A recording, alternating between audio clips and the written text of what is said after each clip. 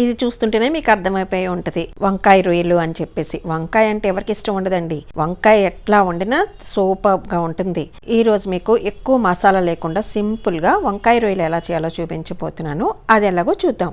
ఏదైనా మందపాటి గిన్నె తీసుకుని నూనె వేసుకుని నూనెలో 2 లవంగాలు, కొంచెం దాల్చిన చెక్క వేసుకుని వేగాక సన్నగా కట్ చేసి పెట్టుకున్న ఉల్లిపాయ ముక్కలు, మీరు తినే కారాన్ని బట్టి పచ్చిమిర్చి, ఉల్లికాడలు వేస్తేనే దీనికి టేస్ట్ వేరు బాగుంటుందండి. అది కూడా ఉల్లికాడలు వేయటం వల్ల మనకి నీచు వాసన అనేది రాకుండా ఉంటుంది. ఉల్లికాడలు వేసుకుని ఉల్లిపాయ బాగా మగ్గనిచ్చి, ఇది గిన్నె వంకాయలు వేస్తే సరిపోదని వేరే గిన్నెలోకి మార్చానండి. ఈ ఉల్లిపాయ బాగా మగ్గాక 2 టీ స్పూన్ల అల్లం వెల్లుల్లి వేసుకుని అంతా ఒకసారి బాగా కలిపి, అది కూడా పచ్చివాసన పోయేంత వరకు వేగాక కొంచెం పసుపు వేసి బాగా కలిపి, మీరు దీంట్లో కావాలంటే పచ్చి రొయ్యలన్నా వేసుకోవచ్చండి. నేనైతే ఒకటేసారి తెచ్చి ఆయిల్ వేసి పెట్టేసుకుంటాను.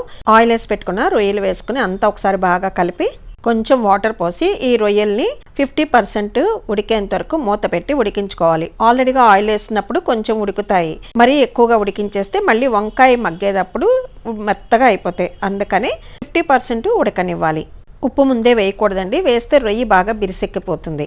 కొంచెం అంతా ఉడికాక ఒకసారి అంతా కలుపుకుని రొయ్యి ఉడికిందో లేదో చూసుకుని పొడవుగా కట్ చేసి పెట్టుకున్న వంకాయ ముక్కలు వేసుకొని రుచికి సరిపడిన ఉప్పు వేసి అంతా ఒకసారి కలుపుకొని మళ్ళీ మూత పెట్టి వంకాయ మగ్గేంత వరకు కొంచెం మగ్గనివ్వాలి.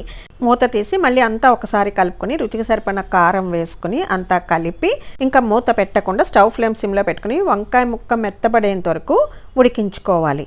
మాకైతే ముద్దకి రొయ్యి తగలాలండి. కొంతమంది ఓన్లీ వాసన ఉంటే చాలని రొయ్యలు తక్కువ వేసుకుంటారు. మీకు కావాలంటే తక్కువ వేసుకోవచ్చు. కూర అంతా దగ్గర పడి నూనె తేలాక కొత్తిమీర వేసుకొని మీకు ఇష్టమైన అన్నంతో సర్వ్ చేసుకుని తినడమేనండి. వంకాయ రొయ్యలు రెడీ అయిపోయింది. ఇంకా మీరు కావాలంటే దీంట్లో పొడి మసాలా వేసుకోవచ్చండి. నేను ఇంకెక్కువ మసాలాలు వేయను. మాకు ఇక్కడ అసలే ఎండలు బాగా మండిపోతున్నాయి. అప్పుడే సమ్మర్లో మసాలాలు హెల్త్కి అంత మంచిది కాదు కదా. Thank you for watching from sweet tooth bakes.